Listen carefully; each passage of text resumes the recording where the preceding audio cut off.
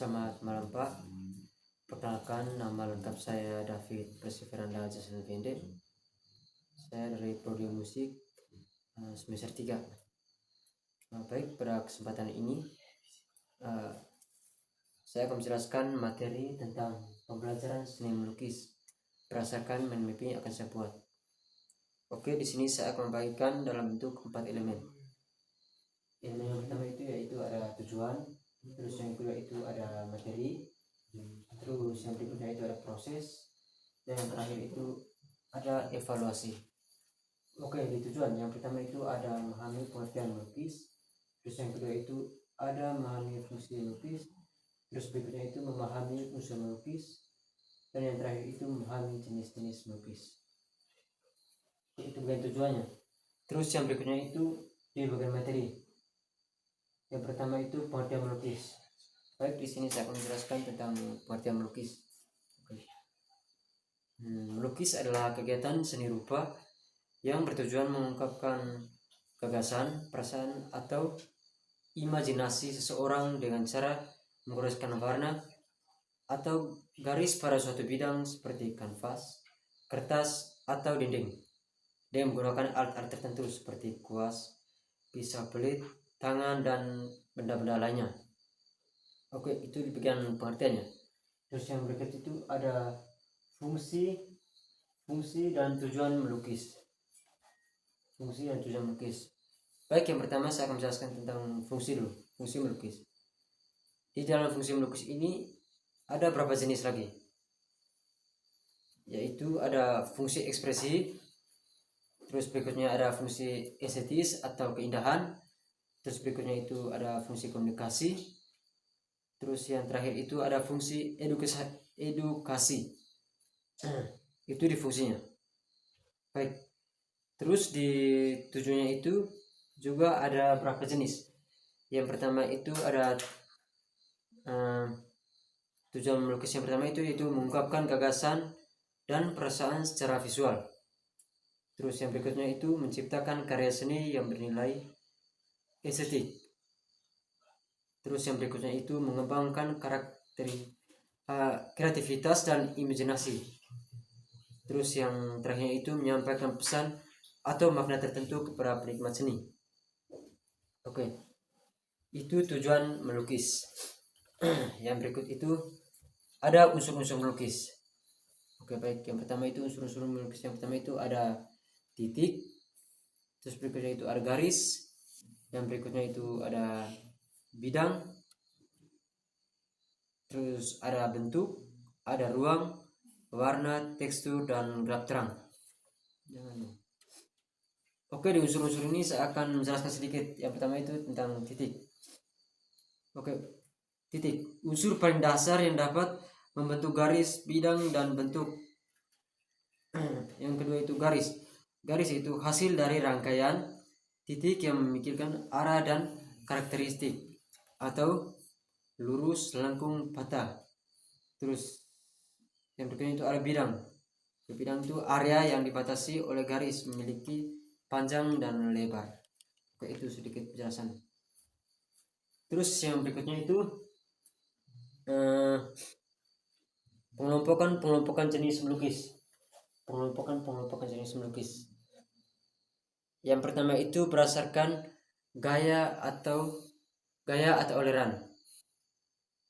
Terus yang berikutnya itu ada berdasarkan tema atau objek. Terus berikutnya itu berdasarkan teknik. Terus yang berikutnya itu berdasarkan media atau bahan, dan yang terakhir itu berdasarkan fungsi. Oke, baik, di sini saya akan menjelaskan berdasarkan gaya atau aliran. Yang pertama itu ada naturalisme, melukis sesuai keadaan dan nyata. Terus yang kedua itu ada realisme atau menggambarkan keindahan sehari secara nyata. Terus yang berikutnya itu ada romantisme atau menonjolkan perasaan atau suasana dinamis. Terus yang berikutnya itu ada ekspresionisme, itu menonjolkan emosi dan perasaan pelukis. Terus yang berikutnya itu ada kubisme atau bentuk geometris dan sudut pandang berbeda. Terus yang berikutnya itu ada surrealisme atau bersifat imajinatif dan seperti mimpi. Terus yang terakhir itu ada abstrak, yaitu tidak menampilkan bentuk nyata. Oke, itu berdasarkan gaya dan aliran. Terus yang berikutnya berdasarkan tema atau objek. Yaitu ada yang pertama itu pemandangan alam. Terus yang kedua itu ada potret atau manusia. Yang ketiga itu ada hewan. Yang keempat itu ada benda mati. Terus yang berikutnya itu ada religi atau keagamaan. Terus yang terakhir itu sosial dan budaya. Oke, itu berdasarkan tema dan objek. Terus berdasarkan teknik. Yang pertama itu teknik basah atau cat air, cat minyak, dan akrik. Terus yang kedua itu ada teknik kering atau pensil warna, pastel atau arang. Terus yang ketiga itu ada teknik transparan atau warna tipis. Yang keempat itu berdasarkan media atau bahan.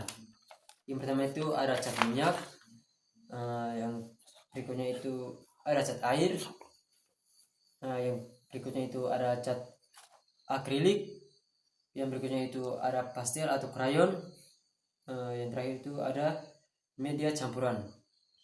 Oke, itu berdasarkan media atau bahan. Terus yang terakhir itu berdasarkan fungsi. Oke, yang pertama itu lukisan murni, yang kedua itu lukisan dekoratif, yang terakhir itu lukisan. Oke, yang berikutnya itu di bagian proses, yaitu sini ada proses fisik, proses kimia, proses psikologis, dan kreativitas. Yang pertama itu proses fisik. Ini terkait dengan tindakan yang saat melukis. Jadi seperti gerakan tangan, otot tangan dan jari bekerja untuk menggerakkan kuas atau alat tulis. Ini alat lukis, maaf. Terus berikutnya itu ada aplikasi media. Ada aplikasi media, yaitu seperti cat, tinta, atau media lain menempel di permukaan kanvas atau kertas.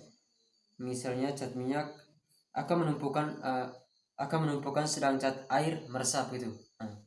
Kira-kira begitulah. Terus ada perubahan bentuk.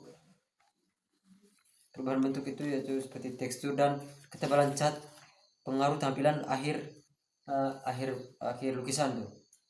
Nah, itu diproses. Terus begitu itu proses fisik. Terus yang kedua itu ada proses kimia. Oke. Ini terjadi tergantung jenis cat yang pelukis gunakan. Contoh pengeringan cat air mengering karena air menguap. Terus cat minyak mengering karena oksidasi atau reaksi kimia dan oksigen di udara. Terus akrilik mengering karena polimersial atau molekul cat membentuk lapisan padat. Terus reaksi pigme atau medium, beberapa pigme bisa berubah warna atau terkena udara, cahaya, atau pelarut. Itu di proses kimianya. Terus yang ketiga itu ada proses psikologis dan kreatif. Proses psikologis dan kreatif itu seperti contoh pemilihan warna dan bentuk. Jadi ini juga otak memproses ide dan emosi yang diterjemahkan ke kanvas. Kreativitas dan ekspresi diri. Melukis menjadi sarana mengekspresikan perasaan, imajinasi, atau pesan tertentu. Konsentrasi dan flow seseorang bisa masuk kondisi di mana waktu terasa cepat dan fokus tinggi. Oke, itu diproses. Terus yang berikutnya ada evaluasi. Jadi di evaluasi ini saya akan memberikan sebuah penilaian yang saya dapat nilai. Jadi itu ada penilaian pengetahuan, terus ada penilaian keterampilan.